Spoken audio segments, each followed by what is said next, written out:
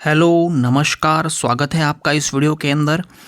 आज की क्लास में हम पढ़ने वाले हैं सामाजिक एवं धार्मिक पुनर्जागरण के अंतर्गत स्वामी दयानंद सरस्वती के विचार एवं कार्य। तो चलिए शुरू करते हैं। स्वामी दयानंद सरस्वती। इससे पहले हमने राजा राम मोहन राय के विचार पढ़े थे। तो स्वामी दयानंद सरस्वती और राजा राम मोहन राय के सामाजिक एवं धार्मिक सुधार के विषय पर मत जो है या जो इनके विचार है वो अलग अलग है। उनकी एक बार वीडियो शुरू करने से पहले तुलना कर लेते हैं। यदि हम राजा राम मोहन राय की बात करें तो उनके विचारों में आपको धर्मनिरपेक्षता और सहिष्णुता का पुट मिलेगा, क्योंकि राजा राम मोहन राय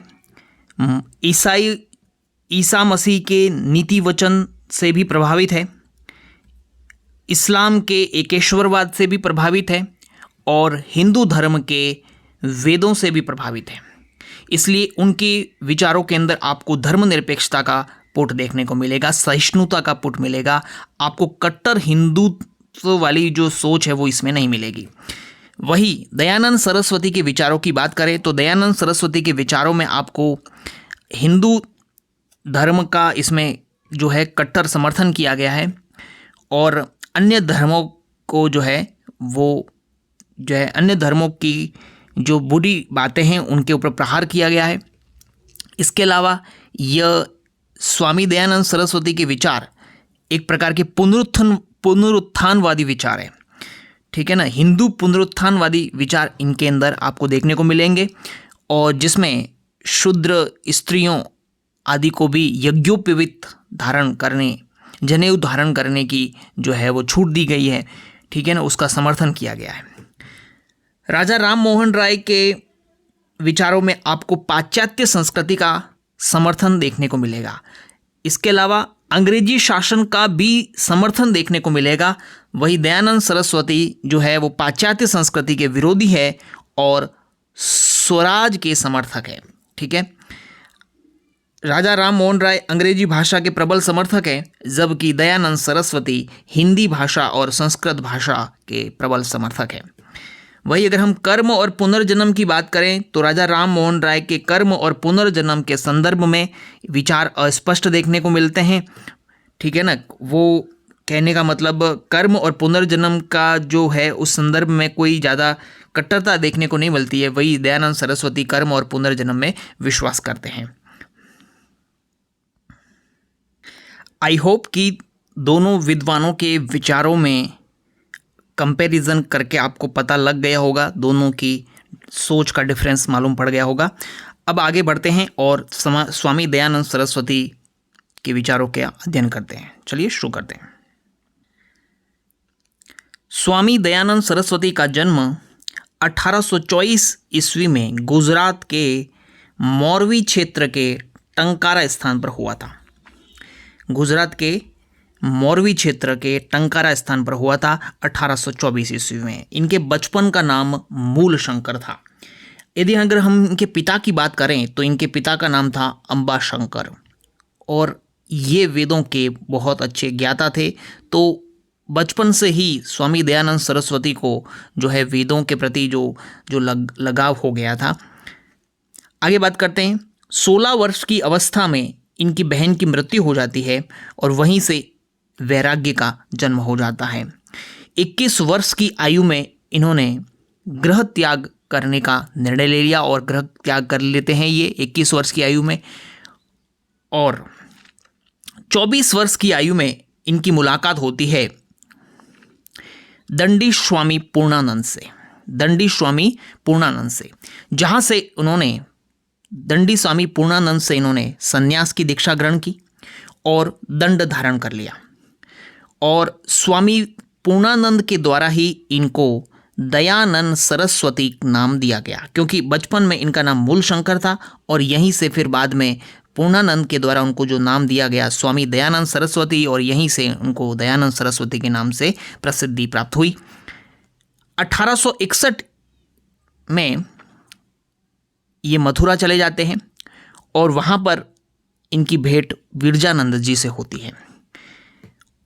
स्वामी दयानंद सरस्वती विरजानंद जी से वेदों की दार्शनिक व्याख्याओं का ज्ञान प्राप्त करते हैं। वेदों की दार्शनिक व्याख्याओं का ज्ञान कहाँ से प्राप्त करते हैं? विरजानंद जी से, और वहीं से उनको अपना गुरु मान लेते हैं। तो इस प्रकार पूर्णानंद जी से उन्होंने क्या ग्रहण किया? दंड धारण किया, संन्यास की दीक्षा प्राप्त की, और उनका नाम प्राप्त जो हुआ दयानंद सरस्वती वो भी पूर्णानंद से प्राप्त हुआ। जबकि विरजानंद जी से उनको वेदों की दार्शनिक व्याख्या सीखी और उनको अपना गुरु बना लिया। तो स्वामी दयानंद सरस्वती के गुरु का नाम क्या है? विरजानंद जी। आगे बढ़ते हैं हम। स्वामी दयानंद सरस्वती के द्वारा तत्कालीन हिंदू समाज में और भारतीय समाज में मौजूद जो कुरीतियाँ थी, ठीक है ना, आडंबर जो प्रचलित थे, बुराइयाँ प्रचलित थी, उनके ऊपर प्रहार किया। उन्होंने मूर्ति पूजा, बहुदेववाद, पशु बलि, जंतर मंत्र, झूठे कर्म कांड और अद्वैत मत का जो है खंडन किया। अद्वैत मत का क्या किया? खंडन किया। ये आपको ध्यान रख लेना है। मूर्ति पूजा, बहुदेववाद, पशु बलि, जंतर मंत्र, झूठे कर्म कांड, आडंबर और अद्वैतवाद का खंडन किया। उन्होंने पुराणों को अप्रामाणिक बताया। पुराणों को क्या बताया? अप्रामाणिक बताया कि ये जितनी भी कुरीतियाँ उत्पन्न हुई है उसके लिए उत्तरदायी पुराण है। पुराणों को पुराण कहते, पुराणों के बारे में उनका कहना है कि ये अप्रामाणिक है, इनका कोई आधार नहीं है, जबकि वो वेदों में लिखित ज्ञान को प्रामाणिक मानते हैं और वेदों में लिखित ज्ञान को ईश्वर प्रेरित ज्ञान मानते हैं।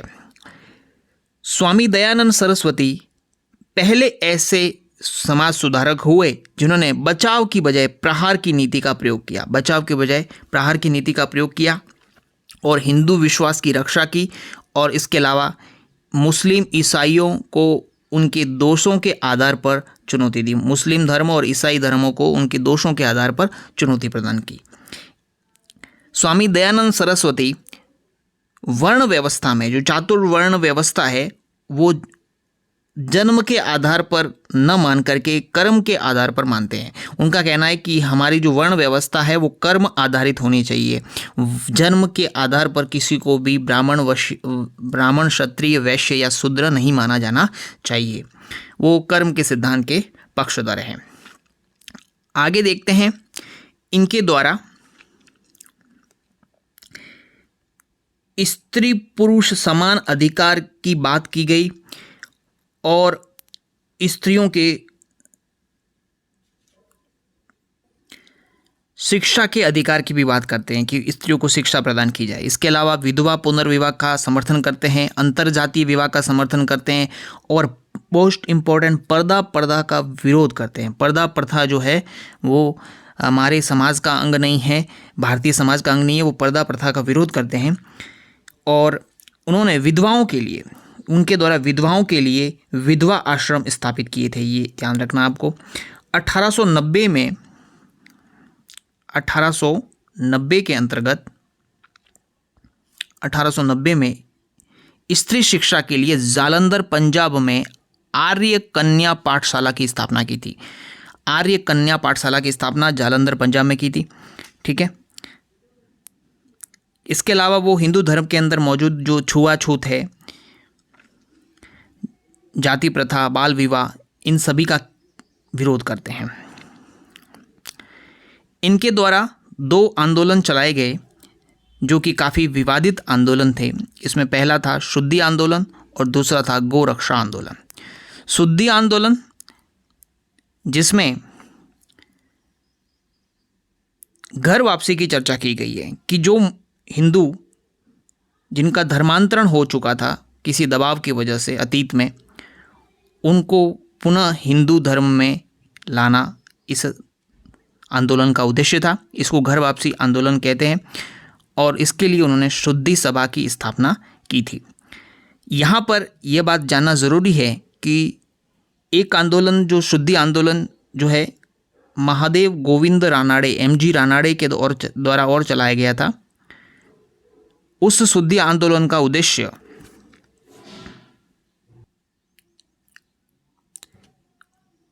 जो हिंदू धर्म के अंदर ही मौजूद जो बुराइयां हैं उनको जो है हटाना, उनका खंडन करना, ठीक है ना, उनको रोकना इस आंदोलन का उद्देश्य था।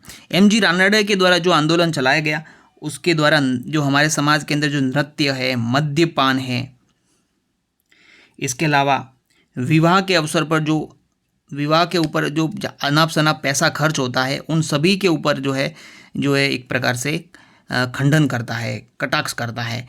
एमजी रानडे का जो शुद्धि आंदोलन है, वही दयानंद सरस्वती का शुद्धि आंदोलन जो है वो धर्मांतरण किए हुए लोगों को वापस हिंदू बनाने और हिंदू धर्म के अंदर लाने का या घर वापसी का आंदोलन है। ठीक है, आगे बात करते हैं गोरक्षा आंदोलन। गायों की रक्षार्थ यह आंदोलन प्रारंभ किया गया था और इसके लिए उन्होंने 1822 ईस्वी में गो रक्षणी सभा की स्थापना की थी और एक ग्रंथ भी लिखा था, गो करुणा निधि। ठीक है, तो ये आपको ध्यान रख लेना है कि गो रक्षा आंदोलन चलाया 1822 में, गो रक्षणी सभा की स्थापना की इस हेतु और एक ग्रंथ लिखा, गो करुणा निधि। आगे बढ़ते हैं। स्वामी दयानंद सरस्वती ऐसे प्रथम समाज सुधारक हुए हैं, प्रथम जिन्होंने स्त्री, शूद्र यानी कि दलित दोनों को वेद, उच्च शिक्षा और यज्ञोपवीत, वेदाध्ययन करने की, उच्च शिक्षा प्राप्त करने की और यज्ञोपवीत धारण करने की हेतु और उसके समर्थन में आंदोलन चलाया। ठीक है ना, क्योंकि प्राचीन काल के अंदर स्त्री और दलित यानी कि शूद्रों को वेदाध्ययन, उच्च शिक्षा और यज्ञोपवीत धारण करना जो था वो प्रतिबंधित था उनके लिए। इसीलिए स्वामी दयानंद सरस्वती ने इनके समर्थन में कि स्त्रियों को वेदाध्ययन, उच्च शिक्षा और यज्ञोपवीत धारण करना चाहिए और इसके साथ साथ दलितों को भी धारण करना चाहिए, इसके समर्थन में आंदोलन चला और ऐसा करने वाले वो प्रथम समाज सुधारक माने जाते हैं। स्वामी दयानंद सरस्वती के द्वारा एक नारा दिया गया, India for Indians, India for Indians, Bharat भारतवासियों के लिए है। ये नारा किसने दिया? स्वामी दयानंद सरस्वती ने। लेकिन ये हमें किसने बताया? श्रीमती एनी बेसेंट ने। कहने का मतलब श्रीमती एनी बेसेंट ने यह कहा था कि यह कथन सबसे पहले दयानंद सरस्वती ने कहा था कि भारत भारतवासियों के लिए है, इंडिया फॉर इंडियंस। ठीक है ना, विदेशियों का यहाँ कोई काम नहीं है, भारत भारतवासियों के लिए है, ये दयानंद सरस्वती ने कहा था। लेकिन अपनी पुस्तक के माध्यम से सब लोगों को किसने बताया? एनी बेसेंट ने। आगे बात करते हैं। स्वामी दयानंद सरस्वती ने अपनी पुस्तक सत्यार्थ प्रकाश में लिखा है कि बुरे से बुरा देसी राज्य भी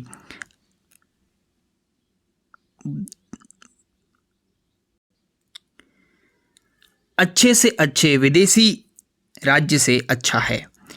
कहने का मतलब यह है कि बुरे से बुरा, अगर देसी राज्य अगर बुरे से भी बुरा है तो वह अच्छे से अच्छे विदेशी राज्य से अच्छा है। विदेशी राज्य भले कितना भी अच्छा हो लेकिन हमारे देसी राज्य से अच्छा नहीं हो सकता। देसी राज्य भले बुरे से बुरा ही क्यों ना हो, ऐसा इस पुस्तक में लिखा गया है। मतलब सीधी सी बात है, स्वराज की जो है वो यहाँ पर वकालत की गई है। आगे बात करते हैं। स्वामी दयानंद सरस्वती के द्वारा आर्य समाज की स्थापना की गई। 10 अप्रैल 1875 को मुंबई के चिरगांव के अंदर आर्य समाज की स्थापना की गई। उसके बाद में 1877 ईस्वी में यह लाहौर में स्थापित की गई, इसकी एक शाखा, और 1878 में दिल्ली में स्थापित की गई आर्य समाज की एक शाखा। अगर हम राजस्थान की बात करें तो राजस्थान में आर्य समाज की स्थापना कब हुई? 13 फरवरी 1881 को, और किस जिले में हुई थी? अजमेर के अंदर हुई थी। ये आपको ध्यान कर लेना है। 10 अप्रैल 1875 को मुंबई के चिरगांव के अंदर आर्य समाज की जो स्थापना हुई। उसके बाद में 1877 में लाहौर में, और 1878 में दिल्ली में, और 1881 ईस्वी में 13 फरवरी 1881 को राजस्थान के अजमेर के अंदर इसकी स्थापना हुई। आर्य समाज जो है उसके 10 सिद्धांत होते हैं। ठीक है, ये आपको ध्यान रख लेना है, जिसमें मुख्य रूप से मूर्ति पूजा का विरोध करने की बात की गई है, सामाजिक कुरीतियों का विरोध किया गया है, और वैदिक धर्म को पुनर्स्थापित करने की बातें की गई है। ये आपको ध्यान कर लेना है कि आर्य समाज को स्थापित करने का मुख्य उद्देश्य यही है, मूर्ति पूजा और सामाजिक कुरीतियों का विरोध किया जाए और वैदिक धर्म को शुद्ध रूप में वापस से स्थापित किया जाए। यही पुनरुत्थानवादी हम कह सकते हैं कि जो आर्य समाज है उसका मूल उद्देश्य क्या है, वैदिक धर्म जो है उसका पुनरुत्थान करना है, उसको पुनः एक बार शुद्ध रूप में स्थापित करना है। स्वामी दयानंद सरस्वती के अनुसार आर्य श्रेष्ठ थे और वेद जो है वो ईश्वरीय ज्ञान है और भारत भूमि जो है वो विशिष्ट भूमि है। आर्य समाज का जो प्रचार प्रसार है वो पंजाब में बहुत ज़्यादा सफल रहा। पंजाब के अंदर आर्य समाज जो है वो ज़्यादा सक्सेसफुल रहा। इसके अलावा यह महाराष्ट्र, उत्तर प्रदेश, राजस्थान और बिहार के अंदर भी फैला। अगर हम महाराष्ट्र की बात करें तो महाराष्ट्र के अंदर पंडिता रमाबाई के द्वारा आर्य समाज की स्थापना की गई थी। ये आपको ध्यान कर लेना है। पंडिता रमाबाई के द्वारा आर्य समाज जो है वो महाराष्ट्र में स्थापित किया गया था। आगे बढ़ते हैं हम। सन 1892-93 में आर्य समाज में विभाजन हो जाता है। आर्य समाज में फूट पड़ जाती है। किस मुद्दे को लेकर के? कि आर्य समाज जो है वो इस मुद्दे को लेकर कि संस्कृत का प्रयोग किया जाए या इंग्लिश का प्रयोग किया जाए, ठीक है ना।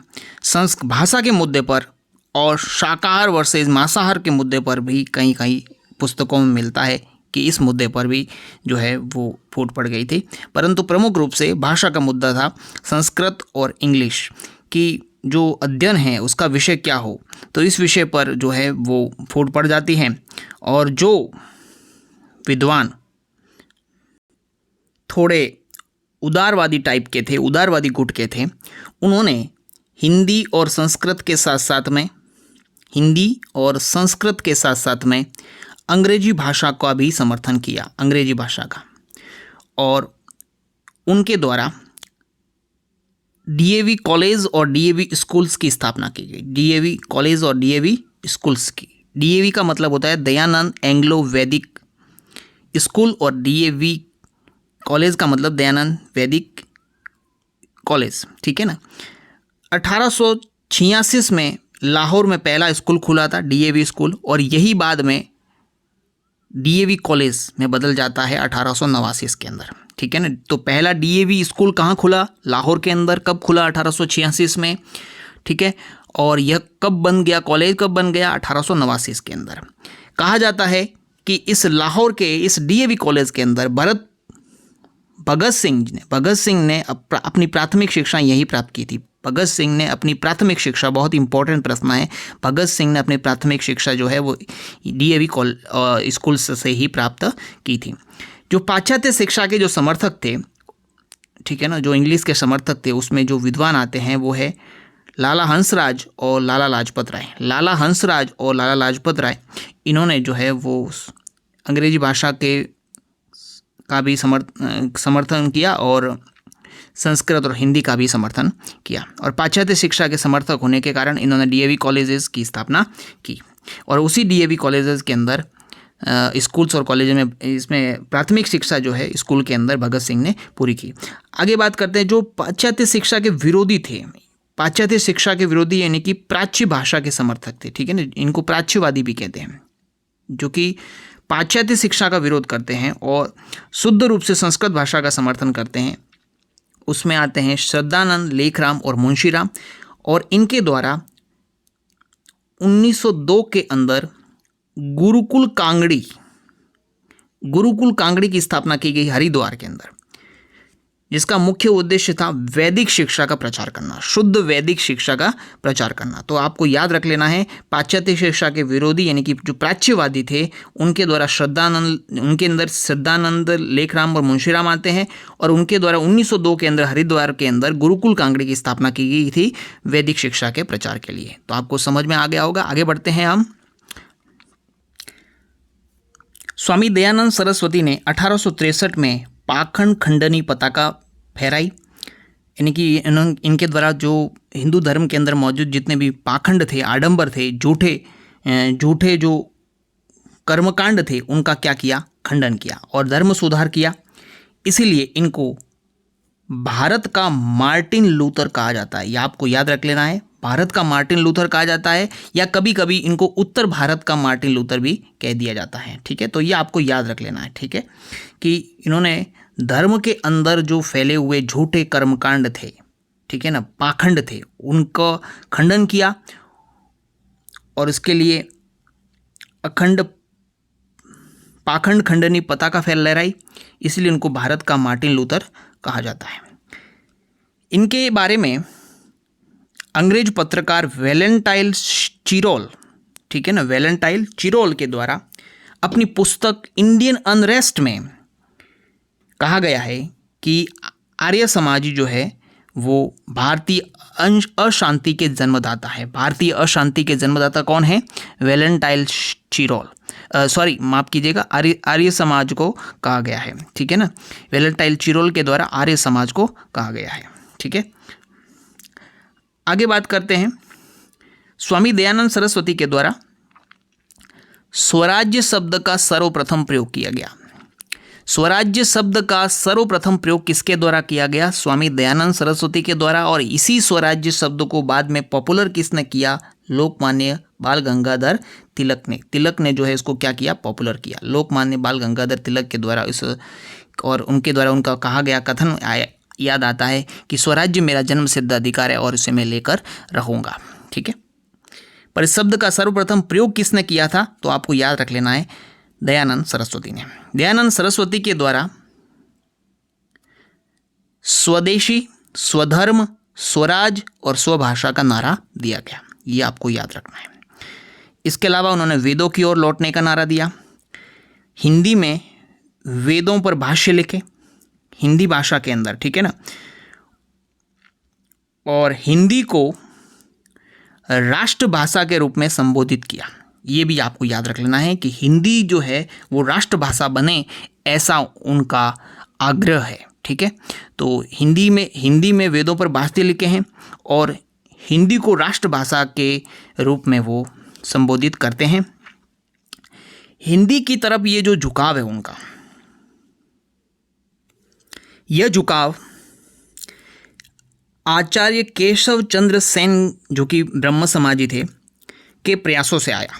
एक बार दयानंद सरस्वती केशव चंद्र सेन से मिले थे और वहीं से केशव चंद्र सेन ने उनको कहा था कि आप संस्कृत के स्थान पर हिंदी में अपने विचार व्यक्त करें, और तभी से स्वामी दयानंद सरस्वती ने अपने ज़्यादातर विचार जो है वो हिंदी में लिखे हैं। हिंदी में वेदों पर भाष्य लिखा, हिंदी को राष्ट्रभाषा बनाने की बात की।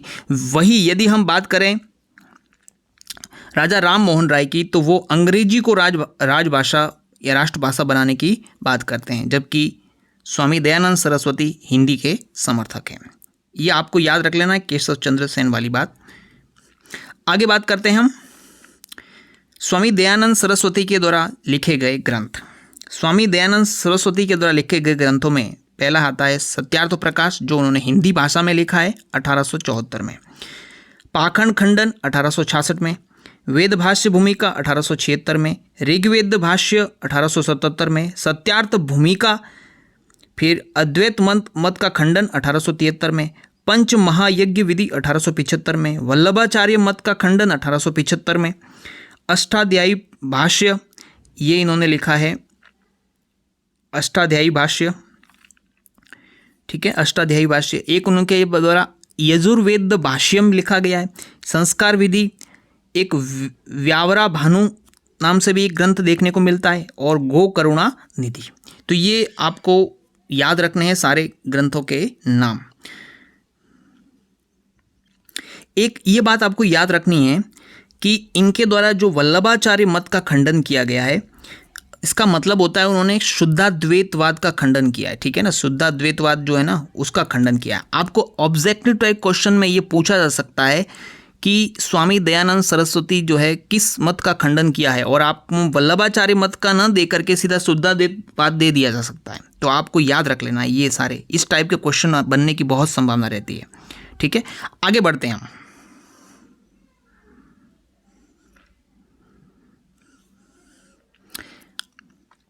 पश्चिम समाज सुधारकों में ये पहले भारतीय समाज सुधारक है, ये पहले भारतीय समाज सुधारक है जिनके ऊपर पश्चिमी प्रभाव सबसे कम है, यह याद रख लेना। क्योंकि राजा राम मोहन राय की बात करें तो उनके ऊपर पश्चिमी संस्कृति का, पश्चिमी भाषा का बहुत ज़्यादा प्रभाव है, जबकि स्वामी दयानंद सरस्वती के ऊपर जो है बहुत कम प्रभाव देखने को मिलता है।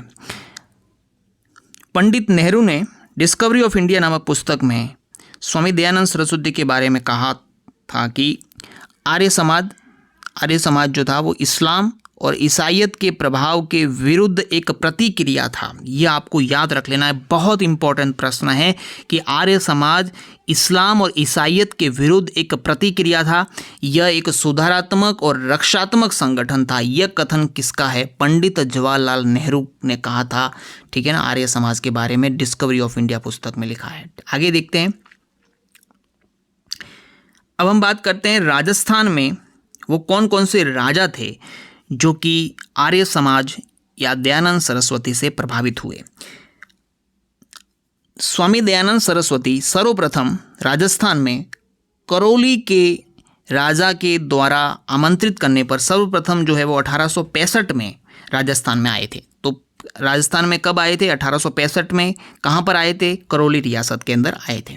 अब वो कौन कौन से राजा थे जो कि दयानंद सरस्वती से प्रभावित हुए? उसमें शाहपुरा के राव नाहर सिंह, उदयपुर के सज्जन सिंह और जोधपुर के महाराजा जसवंत सिंह द्वितीय।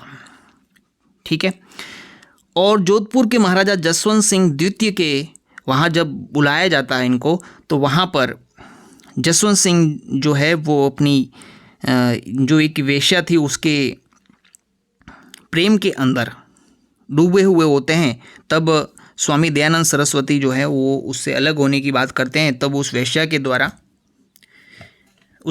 द्वारा क्रोधवश जोधपुर के अंदर स्वामी दयानंद सरस्वती को जहर पिला दिया जाता है और वहाँ से फिर वो अजमेर चले जाते हैं और वहीं अजमेर में उनका देहांत हो जाता है। 30 अक्टूबर 1883 को उनका देहांत हो जाता है, दीपावली के दिन। अगर हम बात करें सत्यार्थ प्रकाश की, तो सत्यार्थ प्रकाश का जो दूसरा संस्करण है, सत्यार्थ प्रकाश का दूसरा संस्करण जो है वो कहाँ लिखा गया? उदयपुर के अंदर लिखा गया। ठीक है ना, उदयपुर के गुलाब बाग के जो नवलखा महल है और उदयपुर का जो चिड़ियाघर है, ठीक है ना, वहाँ पर सत्यार्थ प्रकाश का दूसरा संस्करण लिखा गया 1882 ईस्वी में। आपको याद रख लेना है, 1882 में गुलाब बाग के नवलखा महल और उदयपुर के चिड़ियाघर का संबंध भी जो है वो स्वामी दयानंद सरस्वती से है। और अगर हम बात करें अजमेर की, जहाँ पर उनका निधन हुआ, तो ये निधन कहाँ पर हुआ? अंतिम सांस कहाँ पे ली? भिनाई कोठी के अंदर। भिनाई कोठी जो जगह है एक अजमेर के आसपास में, वहाँ पर इनका जो है वो देहांत हो जाता है। आगे हम बात करते हैं, नमस्ते शब्द का प्रयोग सर्वप्रथम आर्य समाज के द्वारा किया गया। आर्य समाज को सैन्युक हिंदुत्व की उपाधि दी जाती है। स्वामी दयानंद सरस्वती की दृष्टि जो है, अब इम्पोर्टेंट बात आ रही है, ये आपको याद रखनी है, परीक्षा में पूछी जा सकती है। इस टाइप के घुमा फिरा के प्रश्न बहुत पूछे जाते हैं। स्वामी दयानंद सरस्वती जो है वो परंपरावादी नहीं है, ये याद रख लेना। उनकी दृष्टि परंपरावादी नहीं है, बल्कि उन्होंने वेदों की व्याख्या आधुनिक संदर्भ में की है। वेदों की व्याख्या आधुनिक संदर्भ में की है और उसी के आधार पर उन्होंने बाल विवाह, पुरोहित व्यवस्था, सती प्रथा, पर्दा प्रथा का घोर विरोध किया है। किसके आधार पर किया है? वैदिक सभ्यता को आधार मानते हुए किया है, इन सभी का विरोध किया। इसलिए उनकी सोच जो है वो परंपरावादी नहीं है, बिल्कुल आधुनिक सोच है। ठीक है ना, वेदों की व्याख्या आधुनिक संदर्भ में की है। डॉक्टर एस राधाकृष्णन ने स्वामी दयानंद सरस्वती के बारे में कहा है कि वे आधुनिक भारत के निर्माताओं में से एक थे। स्वामी दयानंद सरस्वती आधुनिक भारत के निर्माताओं में से एक थे, ऐसा किसने कहा है? डॉक्टर राधाकृष्णन ने कहा है। इसके अलावा स्वामी दयानंद सरस्वती किस किस से प्रभावित है? तो स्वामी दयानंद सरस्वती पर जो है एक तो महर्षि कणाद का प्रभाव है, एक कश्यप का प्रभाव है, पतंजलि का प्रभाव है, पाणिनि का प्रभाव है, आदि शंकराचार्य का प्रभाव है और रामानुज का प्रभाव है। अगर हम बात करें स्वामी दयानंद सरस्वती से, वो कौन कौन से लोग हैं जो स्वामी दयानंद सरस्वती से प्रभावित हुए, तो उसमें श्यामजी कृष्ण वर्मा जिन्होंने इंडिया हाउस की स्थापना की थी, आपको पता होगा, सुभाष चंद्र बोस, लाला लाजपत राय, मैडम कामा, वी.डी. सावरकर, लाला हरदयाल, मदन लाल ढींगरा, राम प्रसाद बिस्मिल, एम.जी. रानाडे और स्वामी श्रद्धानंद, ये सभी जो है वो स्वामी दयानंद सरस्वती से प्रभावित थे। अब अंत में 2 कोटेशन के साथ में हम इस व्याख्यान को ख़त्म करेंगे। एंड्रयू जैक्सन डेविस जो कि एक अमेरिकी है, इनके द्वारा स्वामी दयानंद सरस्वती को ईश्वर का पुत्र कहा गया है। डेविस के द्वारा ईश्वर का पुत्र कहा गया है। वही स्टेन कानो जो कि स्वीडिश है, स्वीडन के, उन्होंने दयानंद ने भारत के इतिहास को पुनर्जीवित किया। स्टेन कानो जो है वो ये कहते हैं कि दयानंद वो व्यक्ति है जिसने भारत के इतिहास को एक बार पुनर्जीवित किया। तो इसी के साथ में स्वामी दयानंद सरस्वती के सामाजिक और धार्मिक सुधार संबंधी विचार पूरे होते हैं। इसमें से जो कुछ महत्वपूर्ण बातें हैं वो आपको याद रखनी है, ठीक है ना। ये जैसे दूसरा संस्करण कहाँ लिखा गया, ठीक है, वो कौन कौन से राजा है जो इनसे जुड़े हुए थे, ठीक है ना, पहली बार किस राज्य के अंदर आए थे, करौली राज्य के अंदर, रियासत के अंदर आए थे, इनके द्वारा लिखी हुई पुस्तकें। फिर इसके अलावा जो यहाँ पर पंडित नेहरू के द्वारा कहा गया कोटेशन आपको याद रखना है, वो केशव चंद्र सेन थे जिन्होंने ये कहा था कि आप, स्वामी दयानंद सरस्वती को कहा था कि आपको अपने विचार जो है वो संस्कृत के स्थान पर हिंदी भाषा में लिखने चाहिए, और इसी से प्रभावित होकर उन्होंने सत्यार्थ प्रकाश हिंदी में लिखा और बहुत सारी पुस्तकें उन्होंने हिंदी में लिखी है। ये हिंदी भाषा के समर्थक है। स्वामी दयानंद सरस्वती हिंदी भाषा के समर्थक है, ठीक है। उनको मार्टिन लूथर भी कहा गया है, इंडियन अनरेस्ट में भारतीय अशांति का जन्मदाता कहा गया, आर्य समाज और दयानंद सरस्वती दोनों को कहा गया, ठीक है। इसके बाद में बात करें भगत सिंह जो थे, वो इन्होंने डीएवी कॉलेज में स्कूल में पढ़ाई की थी, ठीक है। और कहाँ कहाँ पर इनकी शाखाएं थी वो आपको याद रख लेना। पंजाब में सबसे ज़्यादा सक्सेसफुल हुआ, इसके अलावा सक्सेसफुल हुआ, और महाराष्ट्र के अंदर जो है पंडिता रमाबाई के द्वारा जो है वो स्थापना की गई थी ये आर्य समाज की, ठीक है। भारतवासियों के लिए है, ये दयानंद सरस्वती का कथन है। और ये किसने बताया कि ये दयानंद सरस्वती का कथन है? ये सबसे पहले इसने एनी बेसेंट ने बताया था। बुरे से बुरा जो देसी राज्य है वो स्वदेशी राज्य से अच्छा है, ठीक है। इसके अलावा उन्होंने पाठशालाओं की स्थापना की, आर्य कन्या पाठशाला की स्थापना की, विधवा आश्रम स्थापित किए, गोकरुणा निधि वाली बात, शुद्धि सभा वाली बात याद रखनी है, ठीक है। और स्वामी पूर्णानंद वाली बात और विजयानंद जी वाली बात भी आपको याद रख लेनी है। तो आई होप कि ये वीडियो आपको पसंद आया होगा और आपकी तैयारी में हेल्प करेगा, ऐसी मैं उम्मीद करता हूँ। मिलते हैं अगले वीडियो के अंदर। बहुत बहुत धन्यवाद।